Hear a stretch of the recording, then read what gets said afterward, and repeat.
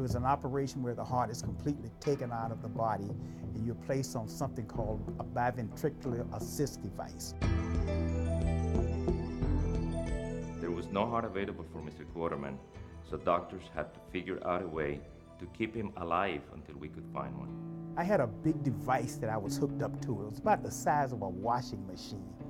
And I would lay in the bed and you could hear that thing just steady, it's just pump, pump, pump. Okay, how about breathing? So I lived for 48 days without having actual heart in my body.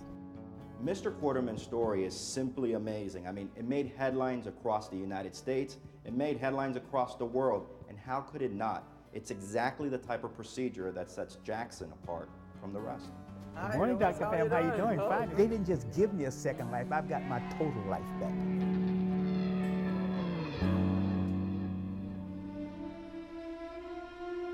We got the call on Christmas Eve that Amy had been critically injured in a car accident. She was pronounced deceased on the police report.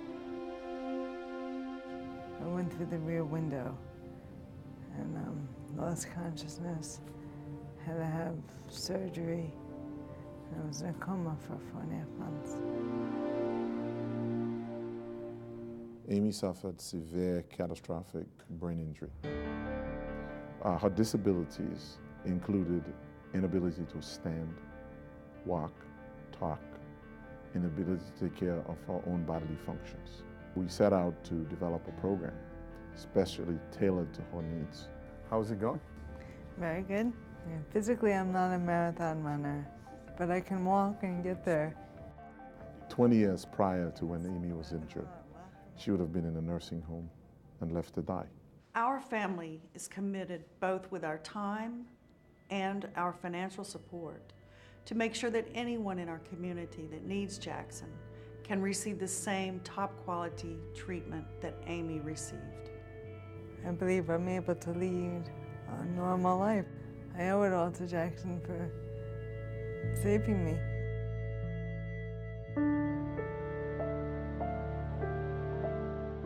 At the end of July, I noticed 1 week he was starting to turn yellow.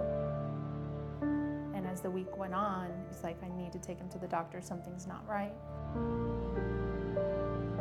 Brenner has a so-called acute liver failure.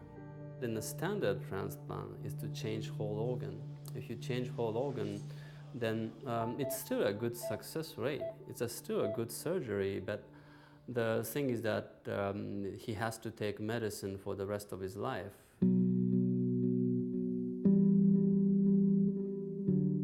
In that procedure, they just remove a part of the patient's liver and replace it with a donor liver so that it will act as the functioning liver, giving his the chance to regenerate. Give mommy some sugar. I love you. Oh, boy. I found a quote that it said that I would thank you from the bottom of my heart, but for you, my heart has no bottom. And that's simply the way I feel about the doctors and everybody here at this hospital who just did what they do every day, but they saved my son's life. And for that, I am just eternally grateful. Woo! Yeah!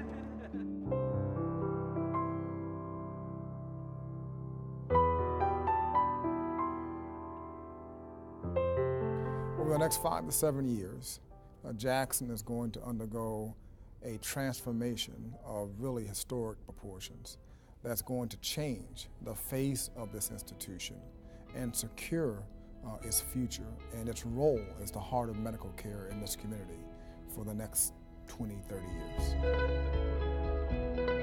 Pulse Children's Hospital is already well known, the centerpiece of the entire plan. It's a new children's hospital. We've become a great children's hospital, one of the biggest in the country, and yet our facility is about 30 years old. You can't keep up the pace of care for all the kids that come here without a new facility.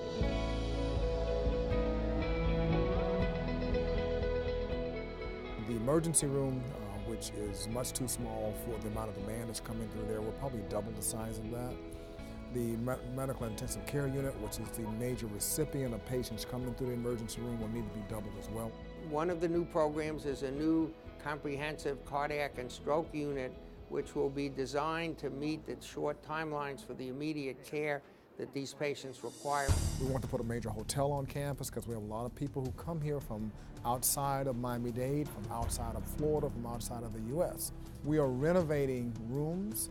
We're changing the face of the institution. We've changed the entrance of the hospital to the newer part of the hospital. Having a great medical center, supporting Jackson as it tries to transform itself into a cutting-edge institution is not an option.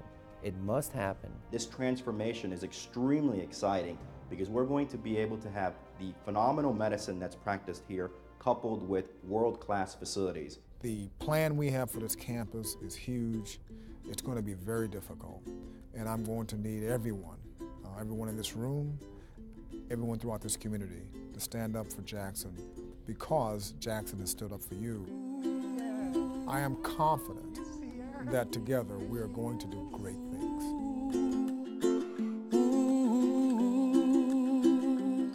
I'd like to thank Jackson for everything that they've done and tell everyone how blessed I feel. Thank you, God's Angels, for all the work you do. Thank you, Angel.